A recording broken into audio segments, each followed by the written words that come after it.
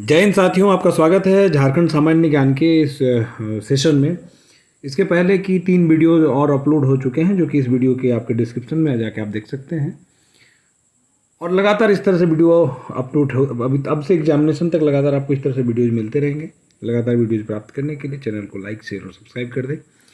चलिए देखते हैं कि पहला प्रश्न अपने स्क्रीन पर क्या है कि झारखंड का वर्तमान निर्वाचन आयुक्त कौन है।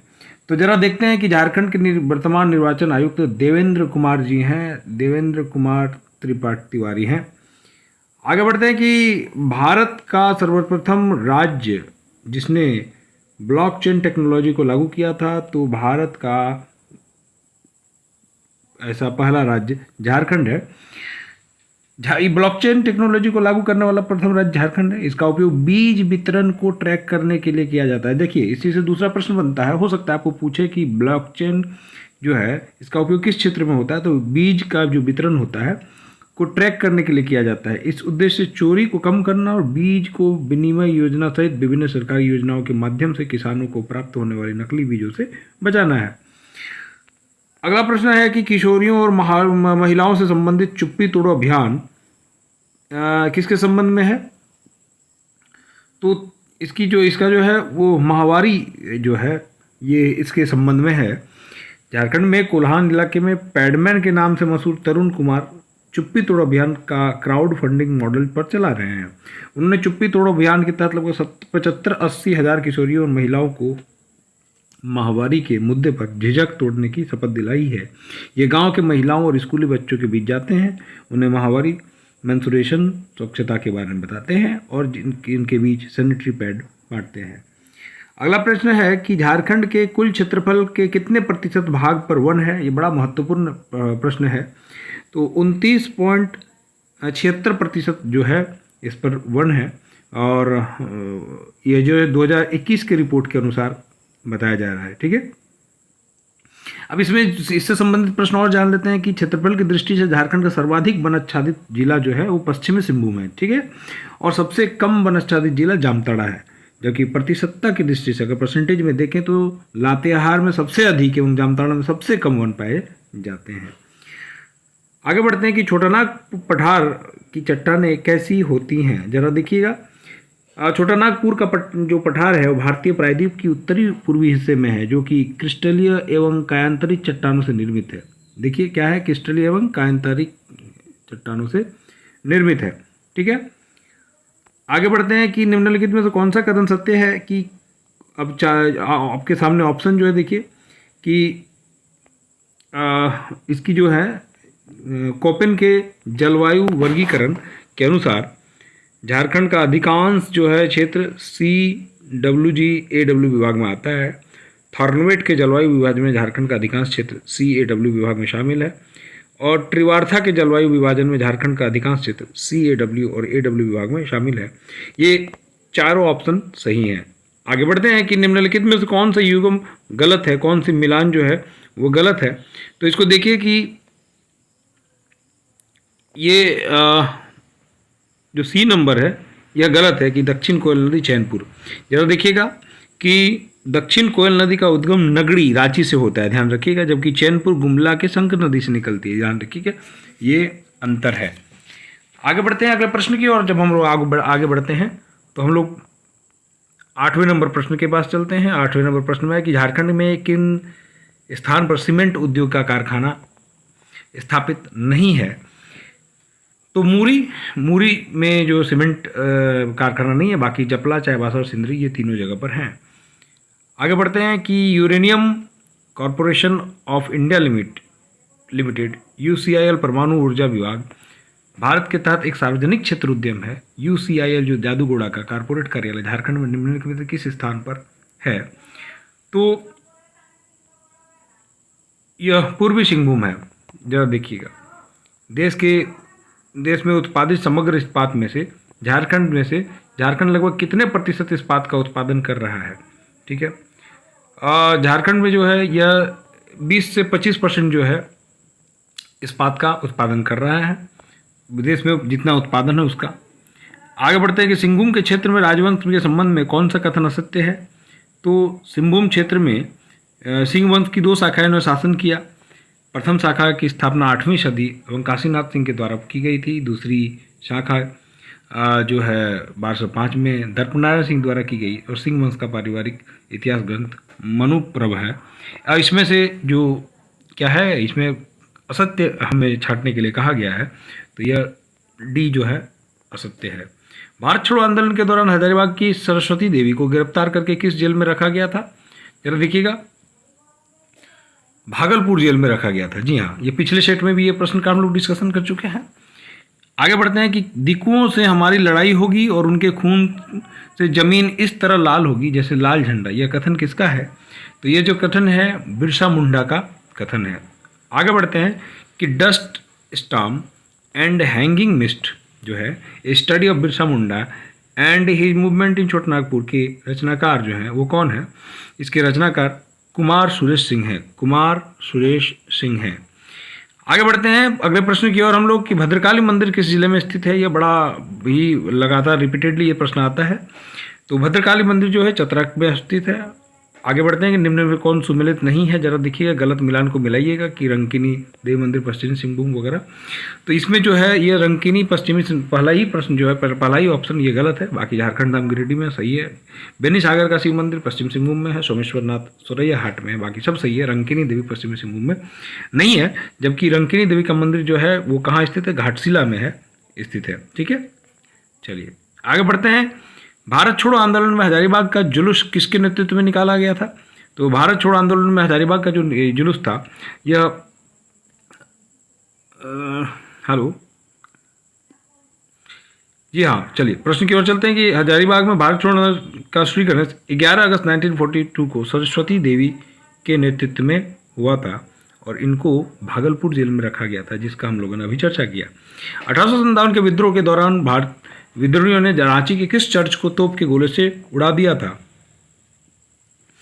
रांची के गौसनर जो है, गौसनर चर्च को तोप से उड़ा दिया गया था। निम्न में से कौन सा देवघर के क्रांतिकारी नेता नहीं थे? जी हाँ, ध्यान दीजिएगा, नहीं थे। तो इसका जो आंसर है इसका सही है। रोड्डा आर्म्स केस में शामिल झारखंड के 2 क्रांतिकारी प्रभुदयाल हिम्मत सिंह और वैद्यनाथ विश्वास दुमका के रहने वाले थे। प्रभुदयाल जो थे ये दुमका के रहने वाले थे। सविनय अवज्ञा आंदोलन के दौरान झारखंड में सरस्वती देवी, महादेव पांडे, मथुरा सिंह, जे साओ, चमन लाल एवं सीताराम दुबे के नेतृत्व में निम्न के कौन सा बंद कराने के लिए आंदोलन हुआ?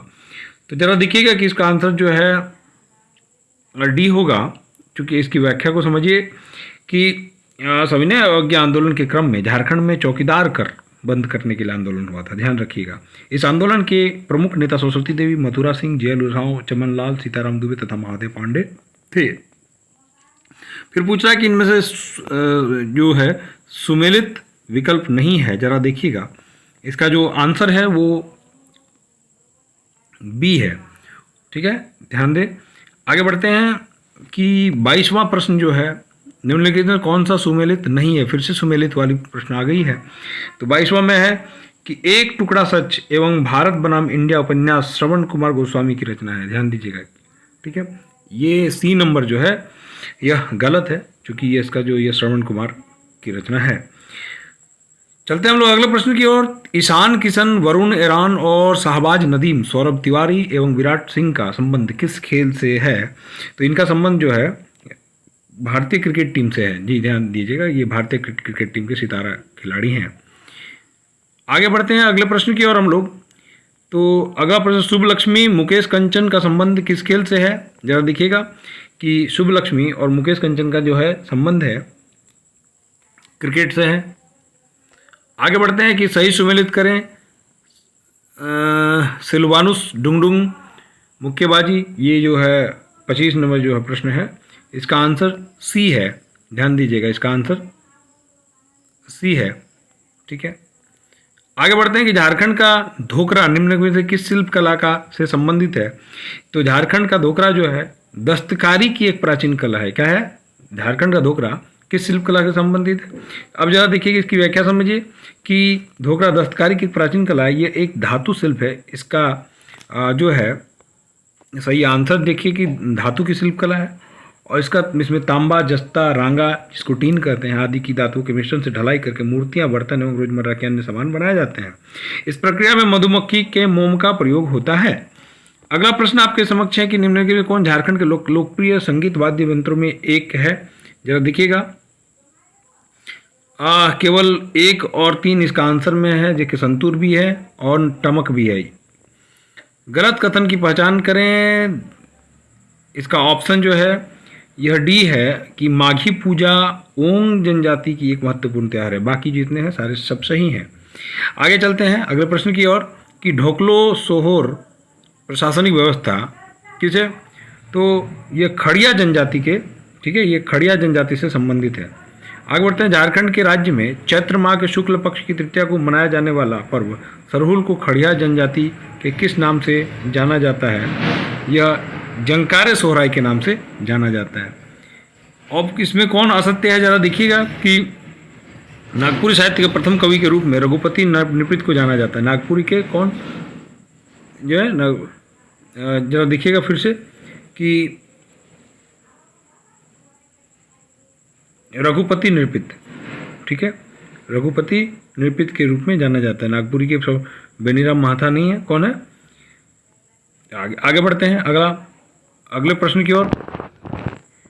अगला प्रश्न है कि झारखंड के तीसरे मुख्यमंत्री के रूप में किसे नियुक्त किया गया था?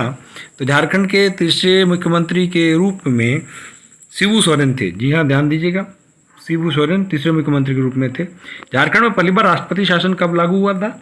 यह जो सवाल है इसका सी 2009 में पहली बार राष्ट्रपति शासन लागू हुआ था। गोकुल ग्राम विकास योजना का आरंभ कब हुआ था? तो गोकुल विकास योजना का जो आरंभ है 1 अप्रैल 2002 को हुआ था। झारखंड से बाहर मेडिकल एवं इंजीनियरिंग संस्थानों में अध्ययनरत अनुसूचित जनजाति के छात्रों को आर्थिक मदद पहुंचाने हेतु कौन सी योजना प्रारंभ की गई थी? तो बिरसा मुंडा तकनीकी छात्रवृत्ति योजना प्रारंभ की गई थी।